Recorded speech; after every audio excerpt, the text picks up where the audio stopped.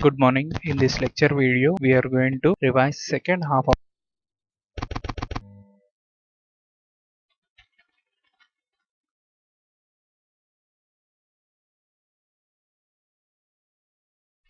this is the expression for a standard AC signal, which is V equal to Vm sin omega t.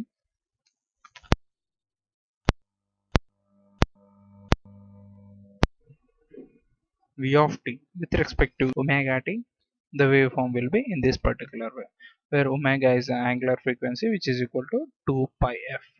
And also we learned about the frequency, time period, expression, and a peak value. Coming to the frequency is nothing but number of repetitions occurring in 1 second. If you consider this signal, the number of complete cycles present in 1 second is called as a frequency. Moving on to the time period is inverse of frequency. We can also say time period as the time taken for the one complete cycle is nothing but time period. You know the expression V of t equal to Vm sin omega t, and the peak value of this particular graph is Vm, which occurs at 90 degrees.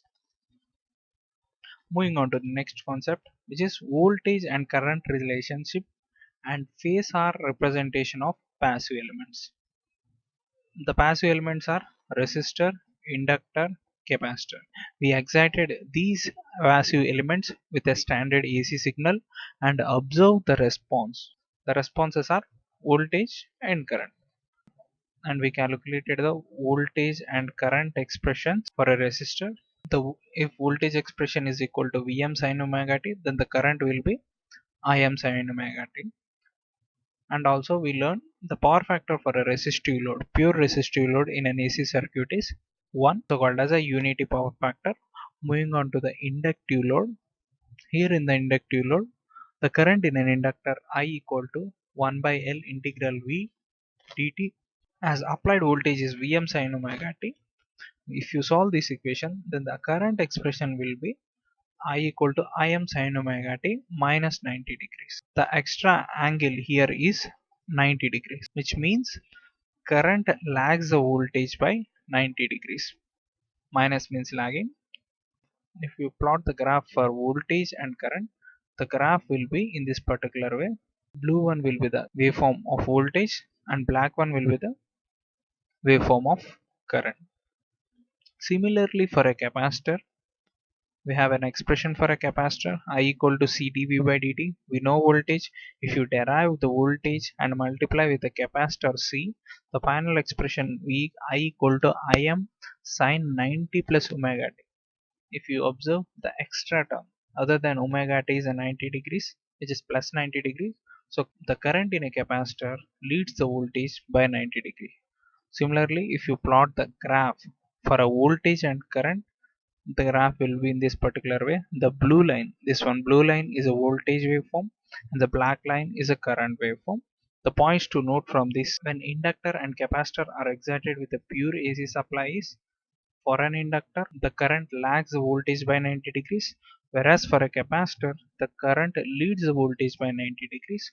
So in conclusion we can say inductor has zero power factor lagging, whereas capacitor will have zero power factor leading. How we got a zero? Power factor is nothing but, you know the expression for a power factor, which is Pf equal to cos phi, where phi is the angle between voltage current. Here the angle between the voltage current is 90 degrees. Here also it is 90 degrees. So cos 90 equal to 0. Moving on to the next concept, which is calculation of RMS value, average value, form factor and peak factor. As we studied, to represent a DC signal, we will choose average value, and to represent a AC signal, we choose RMS value. Reason for that is we cannot represent AC signal with the average value because the average value of an AC signal is a 0. So in this section, we learned how to calculate the average value, RMS value for any given waveform. For any given waveform.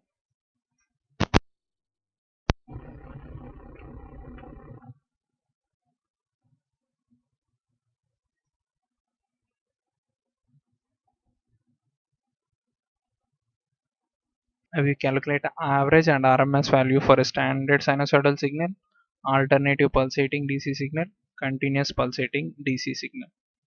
The standard sinusoidal signal is important. So we took a standard sinusoidal signal, and we know the average value expression is 1 by t integral 0 to t v of t dt. In simple words, we can say that the area under the curve by time. We know the expression v of t. V of t is nothing but Vm sin omega t. So if you substitute v of t, you will get the average value equal to 2 Vm by pi. We also know the formula for RMS value, which is 1 by t integral 0 to t v of t whole square dt. And if you substitute and solve the integral part, the final RMS value equal to pi by root 2. Similarly, form factor is a ratio of RMS value by average value, and peak factor is the ratio of peak value by RMS value. In the same way, we calculated average RMS value for other two waveforms, which are continuous pulsating DC supply and alternative pulsating DC supply. This one is a half wave rectifier output. This one is a full wave rectifier output. Moving on to the next concept, which are powers. As we discussed, in a DC supply, we have only one power, which is a real power, P equal to V into I in a DC supply. But here in a AC, we will have three different power, which is a real power, reactive power, and apparent power. And the apparent power denoted by a capital S equal to V I conjugate. Simply we can say that it is a product of voltage and current, whereas real power is represented by capital V, which is equal to Vi cos phi, whereas the reactive power is denoted by capital Q, which is a product of Vi sin phi. And we also learn the power triangle, which is similar to the impedance triangle. On the x-axis, real power; on a y-axis, there will be a reactive power, and the third vector S apparent power is equal to root of p square plus q square. The reactive power is represented by q. Moving on to the next concept, three-phase supply. In the three-phase supply, you need to learn the importance of the three-phase supply. As we learned, a single-phase supply cannot deliver enough power, so we choose for a three-phase supply. And also the voltage and current relationship in a three-phase supply. The voltage and current relationship in a three-phase supply are in this particular way. Between any two phases, there will be a 120 degrees phase shift. If you observe, between R and Y, there is a 120 degrees phase shift, minus 120. Between Y and B, there is a minus 120. Between B and R, 360 minus 240, which is 120. Similarly for the currents. These are the expressions for the voltage and currents in a three-phase supply, and this is a waveform of a three-phase supply. Refer your notes for a detailed waveform of three-phase supply. Moving on to the next concept, three-phase supply voltage and current relationship in star connection. As we discussed, a three-phase supply can be connected either in a star combination or in delta combination.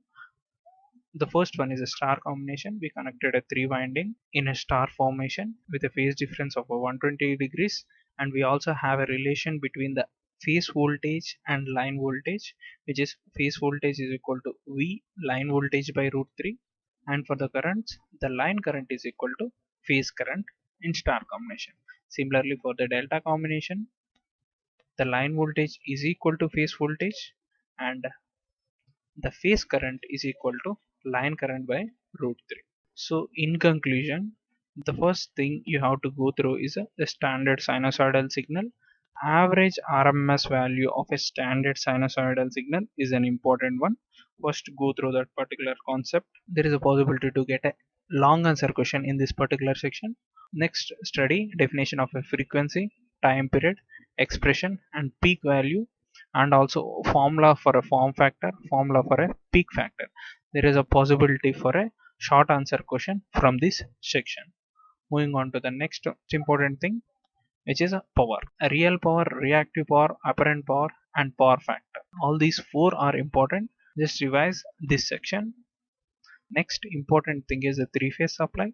On importance of a three-phase supply, similarly the voltage and current relationship with three-phase supply is also important in star and delta combination. The next thing you have to study is a AC excitation for a passive elements. And finally study series RL circuit, series RC circuit, parallel RS circuit, similarly parallel RC circuit.